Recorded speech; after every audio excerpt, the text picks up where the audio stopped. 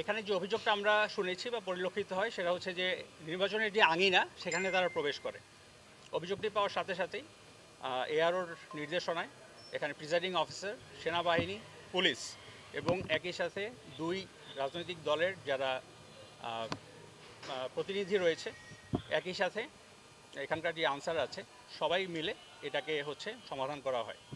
পরবর্তীতে যেটা হয়, পোলিং সেন্টারের ভেতরে ব্যালট পেপার রয়েছে, ব্যালট বক্স রয়েছে এবং আপনারা জানেন যে আরও আনুষঙ্গিক যে সমস্ত দ্রব্যাদি রয়েছে, এটা পুনঃপরীক্ষণ করা হয়। পুনঃনিরীক্ষণ করে এর সঠিকতা যাচাই করে দুই রাজনৈতিক দলের যারা প্রার্থীর যারা প্রতিনিধি রয়েছে সবাইকে এ ব্যাপারটা নিশ্চিত করা হয় এবং তারা নিশ্চিত হয়েই এখান থেকে চলে যান।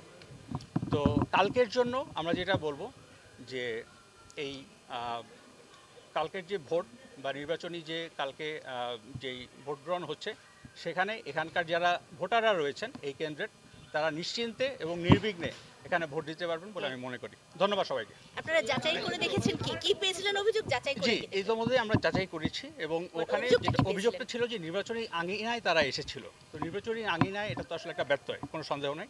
এটা পরবর্তীতে প্রিজাইডিং অফিসারকে বলা হয়েছে এবং এআরও এ ব্যাপারে এখন অনেক হি ইজ ভেরি স্ট্রিক্ট নাও।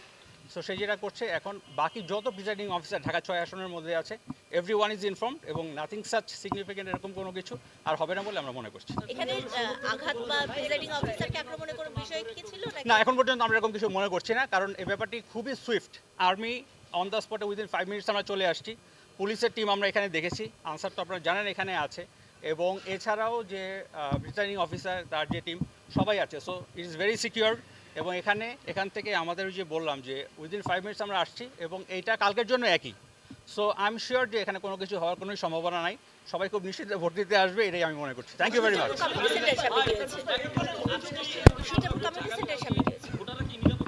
অবশ্যই, আমি তো সেটা অলরেডি আমার বলেছি দু একবার। হ্যাঁ, যে যারা যে প্রিজাইডিং অফিসার আছে সেও স্বীকার করছে যে ওখানে মারধরের সেও স্বীকার হয়েছে এবং ওখানে যারা প্রিজাইডিং অফিসার মধ্যে একটা মারধরের একটা ঘটনা ঘটছে এই বিষয়ে আপনাদের এই ব্যাপারে যেটা হচ্ছে আসলে আমরা এটা দেখেছি, অভিযোগটা আমরা দেখেছি, দেখার পরে এখন ফার্স্ট কাজ হচ্ছে আমাদেরকে ব্যাপারটাকে সমাধান করা, তাই তো?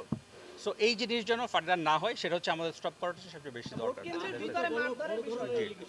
এই পর্যন্ত আমার বলার ছিল। আপনাদের অন্য কিছু বলার থাকলে আমি পরবর্তীতে এটা নিয়ে ক্লিয়ার করব। সূত্রাপুরের কমিউনিটি সেন্টারের সামনে কি হয়েছিল? কোথায়? সূত্রাপুর কমিউনিটি সেন্টারের সামনে কি হয়েছিল? সূত্রাপুর কমিউনিটি সেন্টারের সামনে কি হয়েছিল? এটা কারাদণ্ডের একটা বিষয় বোধহয় ছিল। এই ব্যাপারে আমি অবগত না, আমি এটা বলতে পারছি না। আচ্ছা, এটা জুডিশিয়াল ম্যাজিস্ট্রেট, এরকম আমরা শুনেছি একটি দলের ভোট প্রদান এবং তার সাথে কিছু টাকা এর সাথে এরকম একটা ইস্যু আমরা শুনেছি। পরবর্তীতে জুডিশিয়াল ম্যাজিস্ট্রেটের মাধ্যমে এটা 2 দিনের দেওয়া হয়েছে, অলরেডি জেল দেওয়া হয়েছে। কোন দলের কোন এটা আমরা একটা পরবর্তীতে আমরা এটা জানাবো, জেনে নিই আমরা জানাবো। ঠিক আছে, এখানে যারা উপস্থিত যখন ছিলেন, জি, আমি নিজেও ছিলাম, তখন একটা অভিযোগ এসেছে যে আমাদের নেতাকর্মী এখানে নাকি ব্যালট বক্সে দিয়েছেন, সেই সময় বিএনপি নেতাকর্মী বাধা, এই সময় একটা সমস্যা একটা সৃষ্টি হয় এবং তাকে জিজ্ঞাসাবাদের জন্য আপনার পরে ভিতরে পরবর্তী সাংবাদিকদেরকেও ভিতরে প্রবেশ করতে দেওয়া হয় না। আপনারা দেখার কথা বলে এই বিষয়টি ব্যাপারটা হচ্ছে কি, এখন আমাদের জন্য সবচেয়ে ইম্পর্টেন্ট হচ্ছে এই জায়গার সেফটি। কালকে যেন অবাধ সুষ্ঠু নির্বাচন হয়, এখানে যারা ভোটাররা আছে, আমাদের ফোকাস কিন্তু আজকে ভোটাররা, কালকের জন্য তার জন্য নিশ্চিন্তে এখানে আসতে পারে, that is the main purpose. So আমি অতটুকুই বলবো, আমরা এইভাবে কাজ করছি। ইনশাল্লাহ আপনাদের সহায়তা পেলে আমরা ইনশাল্লাহ কালকে খুব সুন্দর একটা নির্বাচন আমরা উপহার দিতে পারবো। ধন্যবাদ, থ্যাংক ইউ।